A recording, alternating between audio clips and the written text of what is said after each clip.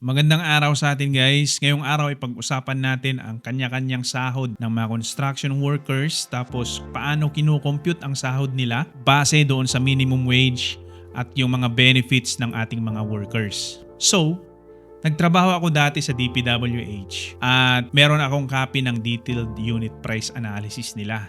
Yun ang gagamitin natin guys para makompute natin yung kanya-kanyang sahod ng iba't ibang position, from foreman to unskilled labor based sa minimum wage. Pero ang gagamitin guys natin na minimum wage ay base sa NCR.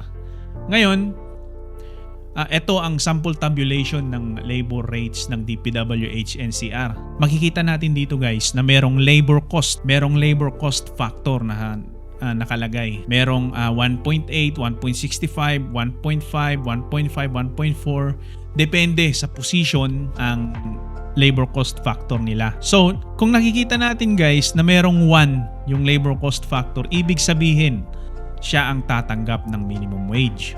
Itong unskilled labor natin, siya ang tatanggap ng minimum wage kasi naka 1 siya. Ibig sabihin 100% minimum wage, siya ang tatanggap. Ngayon guys, yan ang pinaka-importante na part sa tabulation na to, ang labor cost factor, kasi mapagdi-differentiate natin ang sahod ng iba't ibang position gamit ang labor cost factor na ito. Gagamitin lang natin yung minimum wage na meron tayo ngayong 2025. Ito naman guys, ang isa sa mga benefits ng ating mga construction workers, ang SSS contributions. So ito yung tabulation ng contribution based sa salary ng mga workers natin. Kung napapansin nyo dyan, ay merong employer at employee na column. Ibig sabihin yan guys, ay may contribution ang employer at yung contribution mo as an employee. Kumbaga ay paghahatian ninyo yung contribution para sa SSS. Ito naman guys ang isa pa sa mga benefits na tatanggap ng ating mga construction workers, ang PhilHealth. Itong table na ito ay para sa employed members, para sa private and government employees. So kung ang sahod mo ay 10,000 and below, ang kabuuan na babayaran mo ay 500. Ngayon paghahatian nyo yan ng employer mo. So kung 500 ang kailangan mong i-contribute sa PhilHealth, 250 sa'yo at 250 rin doon sa employer mo. So ang computation natin ay umabot lang sa 29,000 ang pinakamalaki. Kaya ang ating contribution ay 1,000. So 1,000 divide 2 is 500 sa'yo at 500 doon sa employer mo. Ang minimum daily wage naman na nakita ko para sa NCR ay 645 pesos as of today. Today is August 5, 2025. Ngayon kung pinalaki pa yan, i-comment nyo na lang kasi hindi ko nakita yung price ng mas malaki pa dyan. Pero gagamitin muna natin to for the calculation. Kung tumaas pa yan, edi napakaswerte ng ating mga construction workers. So guys, dito ay gumawa na ako ng sarili kong tabulation. Ito na ay base doon sa minimum na wage or daily wage. So ang minimum na daily wage natin ay 645. Ginawan ko na siya ng table at kinalculate ko na lahat ang sahod ng foreman, ng leadman, ng heavy equipment operator, yung highly skilled labor, light equipment operator, yung driver, yung skilled labor, yung semi-skilled na labor, tapos unskilled na labor. Makikita na natin dito guys, yung basic salary nila na wala pang bawas. Tapos yung bayad ng leave nila. Itong leaves na to guys, depende yan sa contract na nakasaad doon kung magkano ang leave na allowable every year. Meron ding 13th month pay ang ating mga construction workers. Ang sunod dyan ay yung social benefits, yung SSS, PhilHealth, Pag-ibig, na compute na lahat dyan. Tapos, pag na-deduct na yung SSS, PhilHealth, Pag-ibig doon sa basic salary natin, makikita rin natin dito yung rate per month.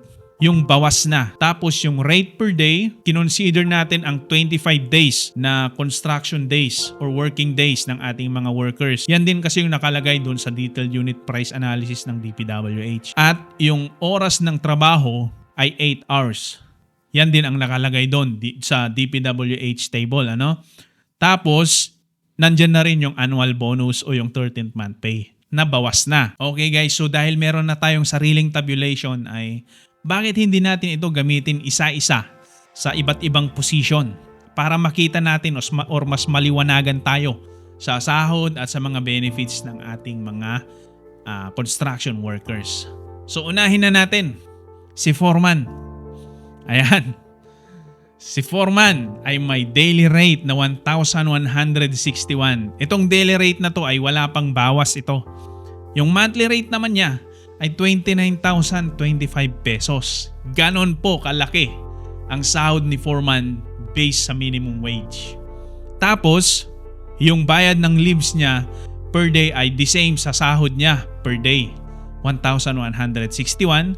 Yung bayad ng SS contribution niya, SSS, 1,450 pesos. Tapos yung PhilHealth naman ay 500 pesos. Sa Pag-ibig, 100 pesos. Ngayon, ibawas natin ngayon yung social benefits niya doon sa daily rate niya or sa basic salary niya. After deduction, magkakaroon na siya ng 1,079 pesos. Yun yung matatanggap mo. Tapos yung monthly rate na 26,975 pesos, yun ngayon ang iaabot sa'yo. After mabawas lahat ng social benefits mo.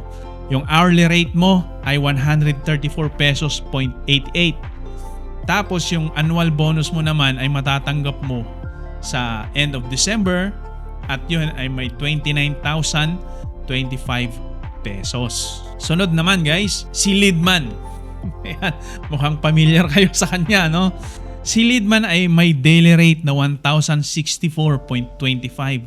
Napakalalaki guys ng sahod nila. Yung monthly rate ni Leadman ay 26,606.25 pesos. Tapos yung leaves niya ay the same pa rin sa daily rate niya. Yung SSS niya ay 1,325 pesos. Remind ko lang kayo guys sa mga SSS PhilHealth Pag-ibig, hati kayo dyan ng company. Meron din silang certain amount na babayaran para makumpleto yung SSS or PhilHealth contribution mo at mabuo siya. Hati kayong dalawa doon sa contribution mo monthly. So ngayon, yung after deduction ni Leadman, may daily rate na siya na 987.25 pesos. Napakalaki guys.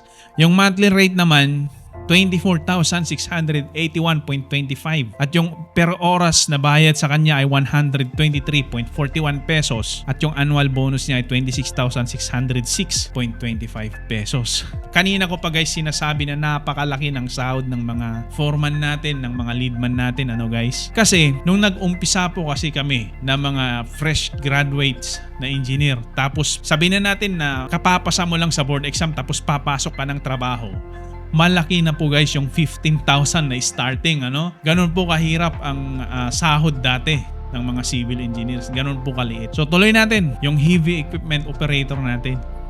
Ayan, parang mukhang familiar yan, kasama ni Malupito niyan eh. Yung daily rate ng ating heavy equipment operator ay 967.5. Yung monthly rate naman niya ay 24,000. Heavy equipment operator to guys ha, 24,187.5. Yung leaves niya the same as daily rate. Yung SSS niya 1,200. Medyo kung napapansin nyo guys ay papaliit na ng papaliit yung mga contributions per position kasi nakabase kasi ang contributions mo sa sahod mo. So ngayon 1,200 kay heavy equipment operator, tapos 500 yung PhilHealth at 100 yung Pag-ibig. After deduction, yung daily rate niya ay 895.5 pesos. Malaki pa rin yan guys. Yung monthly rate niya ay 22,387.5. Per oras na trabaho niya ay 111.94 at may annual bonus siya na 24,187.5.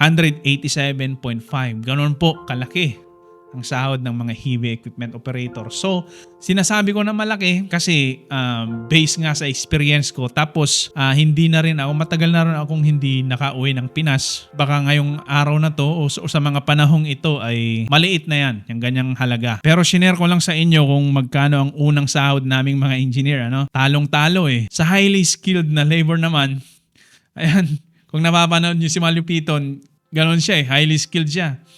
Yung daily rate niya ay 967.5. Yung monthly rate niya ay 24,187.5.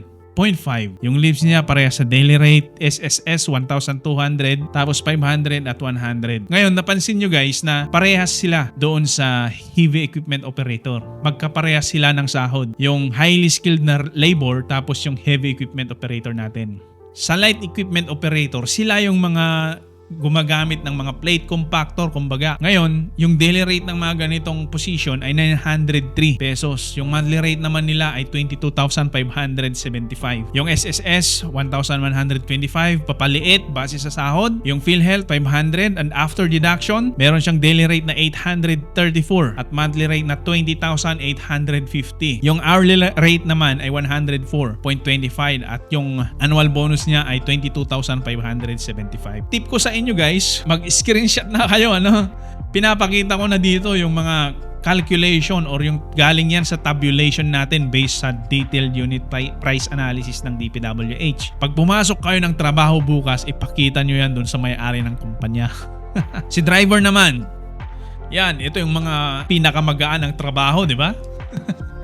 Sa daily rate, 838.5 pesos. Yung monthly rate naman niya ay 20,962.5. Yung leaves niya ay 838.5. Syempre, parehas din yung benefits na tatanggap niya. 1,050 sa SSS, 500 sa PhilHealth, at 100 pesos sa Pag-ibig. After deduction ay may 772.5 siya at yung buwan ng sahod niya ay 19,312.5. Yung hourly rate niya ay 96.56 at meron din siyang annual bonus na 20,962.5. Napag-isip-isip nyo na ba kung anong position ang a-apply nyo sa construction work? Bahala na kayo dyan.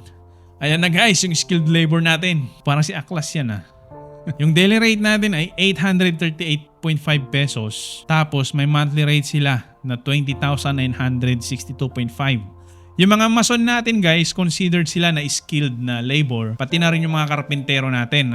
May mga SSS, PhilHealth, Pag-ibig benefits din sila. Tapos yung after deduction ng sahod nila ay may 772.5 na daily rate. Yung buwan ng sahod na matatanggap nila ay 19,312.5. Tapos yung per oras na sahod nila 96.56.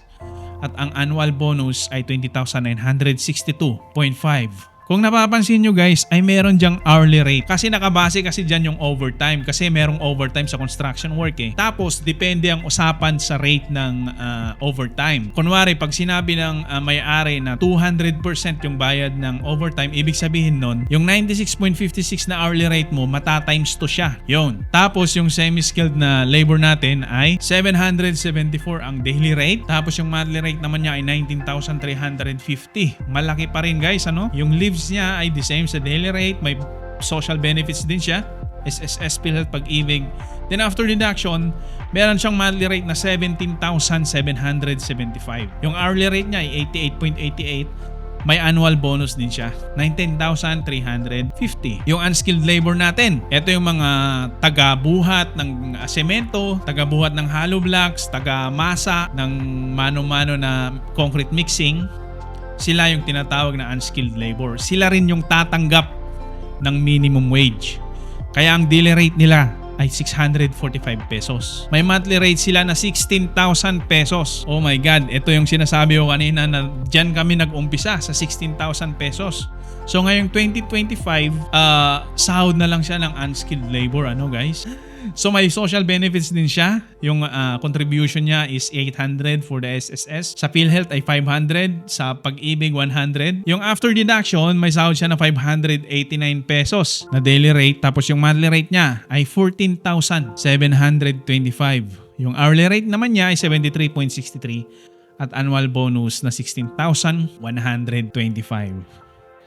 Ganda guys? Ang lalaki na ng sahod ngayon. Sa probinsya ngayon, maliit na yung 350 pesos na rate for unskilled. Dati, nung panahon namin, way back 2016, 250 pa dati yung bayad sa mga unskilled labors. Yung mga skilled natin is 350. Kung may foreman, 500. Ganon. Kung plano nyong pumasok sa construction work, meron na kayong basihan guys at siguraduhin nyo rin na yung company na papasukan nyo ay susundin nila yung minimum wage. Depende sa lugar kung nasan ka. Kung 645 yung minimum wage, tingin ka na lang dito sa ginawa nating tabulation kung magkano ang sasahurin. At siguraduhin mo rin guys na pagpapasok ka sa isang kumpanya ay meron kang social benefits. Meron ka dapat SSS, yung PhilHealth na yan at Pag-ibig. Yun lang guys, maraming salamat. Salamat sa panonood. Kung may natutunan ka, like and subscribe.